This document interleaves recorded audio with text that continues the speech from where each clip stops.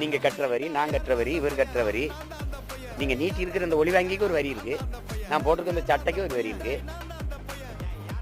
இந்த வரியை எடுத்து எடுத்து வச்சுக்கிட்டு பேரிடர் காலங்களில் கூட எங்களுக்கு உதவலைன்னா அந்த பணம் எதுக்கு? ஆனா எங்களுக்கு நாட்டுப்பற்று இருந்துடணும், தேசப்பற்று இருந்துடணும். இந்த கேள்வியை நாங்க கேட்டோன்னு வச்சுங்க, தேச துரோகி ஆயிடுவேன், ஆன்டி இண்டியன், அப்பத்தா இண்டியன்லாம் ஆயிடுவேன். ஆனா நான் கேள்வியே கேட்கக்கூடாது. எப்படி இருக்கு பாருங்க. இன்னைக்கு நான் பேசுறது அன்னைக்கே எங்க தாத்தா தெய்வ திருமணம் முத்துராமலிங்க சொல்ற, நீ ஊமையா இருக்கிற வரை உன்னை தேசியவாதி ஜனநாயகவாதின்னு சொல்லுவான், நீ உரிமைன்னு பேசிட்டா உன்னை தேச துரோகின்றான்றாங்க.